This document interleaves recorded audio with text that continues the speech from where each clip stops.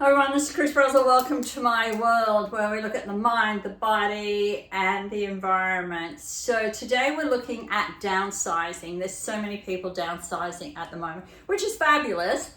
And then we've got some people who are upsizing. I can't believe I was at a auction on Saturday where they bought this place, which was on a curve, which you never buy, for $4.1 million. And I thought, wow, it's a definite knockdown. Where do people get this money? How much pressure do they put on themselves for the rest of their life?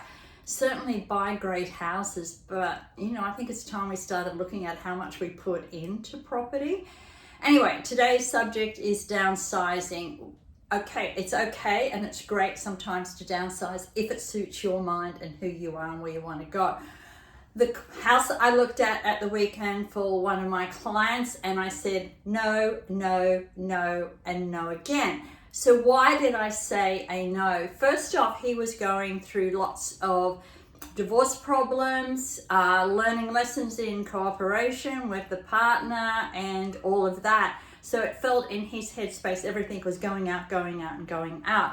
So what you have to realize, even when you're downsizing or you're buying a property like the guys did with their 4.1, you are buying an energy you are pulling into your life. And it's great when I'm working with people because they get pulled in through maybe the agent, they get pulled in through, they know they want to change, but is it the right property? So why did I say no to my guy on the weekend? So remember, whatever you're going through is what you pull to you. So the first thing, the property was an 11/1.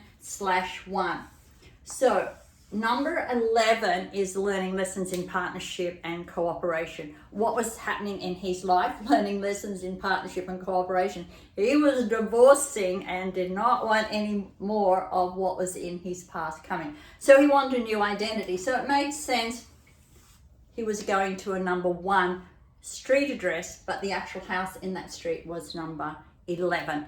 The next thing, he was having everything go out of his life. Money was going out. He felt as if he was paying more than he should in the divorce proceedings. And he felt drained. So the next step, when I looked at the property, it was long property. Front door here. But the back door, you had to come across here, the door that went into this massive opening garage door, which meant whatever came in, once he opened the door, was going out. What did he feel in life? What was coming in was going out. What was coming in? Going out. The other thing was, at the front, there was a door here and a door here where we've got coming in. So choices. It was like he had too many choices. Well, which one do I go? Where do I go? But the worst scenario, besides what came in just went out, was the master bedroom. With number 1 properties, it's all about master bedroom. So his master bedroom was halfway through the house, door here, and then here was the ensuite. But what we had is, this is where he would have put his bed. It was the only place he could have put his bed.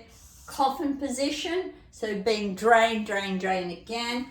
This area here went into his ensuite, which was fine, but this area went into an open area. So this poor guy, when he went in, would have been in a bedroom with door,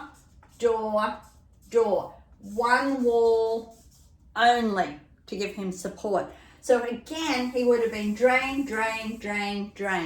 And then the agent had the idea of asking me, why wasn't I recommending this property? And I said, you really want to know? And she said, yeah, I'd really want some feedback because it looks like you've just told the guy under no circumstance to buy the property. I'm just curious why. And I said, well, first off, you've got too many doors at the front. So which door does he have? He needs, yes, it's about choice, but he needs focus to where he wants to go. I said, the number I don't like for a start. But I said, the other thing, as soon as he comes in, he goes straight back to the garage. And even bigger, I said, when he brings his car into this garage area here, he has to come through the back door, which means he has to stay in a past emotion all the time. He's already having a lot of problems over here.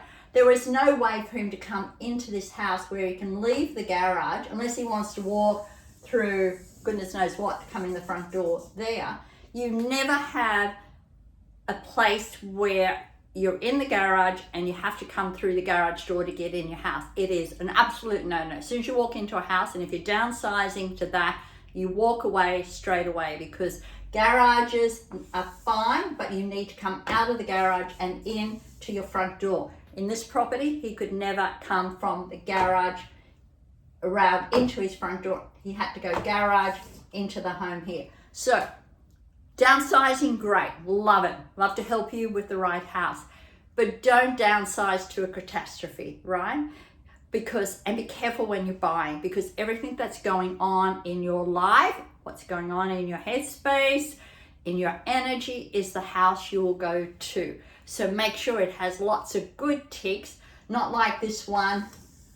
I can't actually say there's one good tick for this one. Sorry about that, guys, but nobody knows where the house is, so it's fine. So home equals you. When you move anything in your home, you're moving something in your life. So downsize, great. Change, great. Come up with new ways to have your house looking, make changes within your house, but get the rules right, because that house connects to your life. So this is me out, and I'll be back with some more downsizing tips for you, or home tips for you, or energy tips for you. So give me a call if you've got any problems. Cheers for now.